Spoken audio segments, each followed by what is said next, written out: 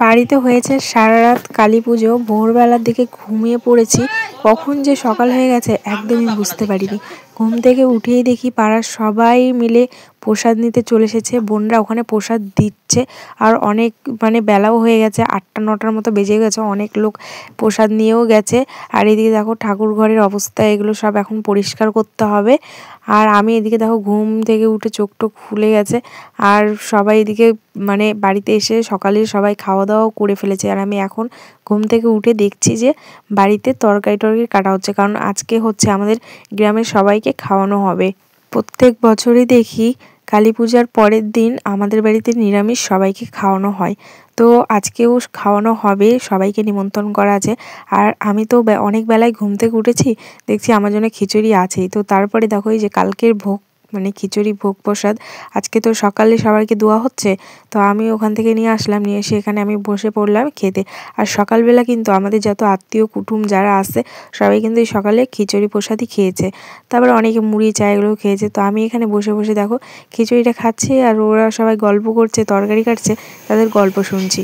আর এদিকে দেখো আমার একটা জেঠিমা, জেঠিমাটা হচ্ছে রান্নাবান্নাগুলো শুরু করে দিয়েছে। আর এদিকে তরকারিগুলো কিন্তু কাটাই আছে।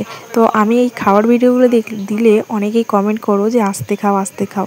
তো আমি খাওয়ার টাইমে স্পিডটাকে জোরে করে দিই, তার জন্য মনে হয় আমি অনেকটাই খাই, কিন্তু অতটাও খাই না। আর ওদিকে দেখো সবাই বসে আছে। আর এদিকে হচ্ছে তরকারি রান্না করার পর শেষে হচ্ছে ভাত রান্না। তো রান্নাবান্না সব প্রায় কমপ্লিট। চলো একটু দেখিয়ে আনি কী রান্না হয়েছে। আর আমাদের বাড়িতে কিন্তু নিরামিষই রান্না করা হয় এই কালী পুজোর পরের দিন। তো এদিকে দেখো এতগুলো খিচুড়ি বেঁচে গেছে, এগুলো আর কেউ খাবে না, এগুলো ফেলে দিতে হবে।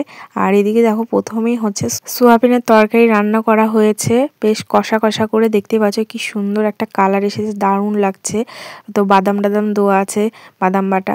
তো যাই হোক, তারপরে হচ্ছে রান্না করা হয়েছে ডাল। তো ডালটা ক্যামেরাতে অনেকটা পাতলা মনে হচ্ছে, কিন্তু ডালটা হচ্ছে কি বলে মটরের ডাল, তো নিচে জমে গেছে আর উপরে জলটা উঠে আছে।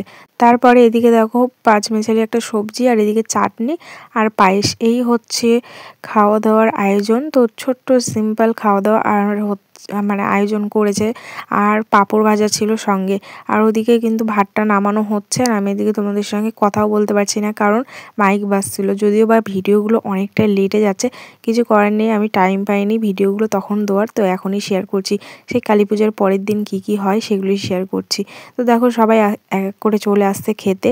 তো গ্রামের যেহেতু সবাইকে নিমন্ত্রণ করা আছে, তো অনেক ভিড় হয়েছিল। সবাইকে দোয়া থোয়া করতে করতে আমি ভিডিও করার আর টাইম পাইনি। তো লাস্টের দিকে একটুখানি ভিডিও নিয়েছিলাম। তো সবাই দেখো খাওয়া দাওয়া করে চলে গেল। তারপরে আমি একদম সবার লাস্টে বসেছি খেতে। এখন কিন্তু সেই 4টা-5টার মতো বাজে, সন্ধ্যা হতেই যাচ্ছে। তো সবার খাওয়া হয়ে গেছে, আমি এখন এখানে খেয়ে নেব। তো খাওয়া দাওয়া করতে করতেই আজকের ভিডিওটা এইটুকুই রাখছি। তো সারাদিনের ছোট্ট একটি ভিডিও তোমাদের সঙ্গে শেয়ার করলাম, আশা করি ভালো লাগলো। ভিডিওটা ভালো লাগলে অবশ্যই লাইক কমেন্ট করবে। দেখা হচ্ছে নেক্সট ভিডিওতে।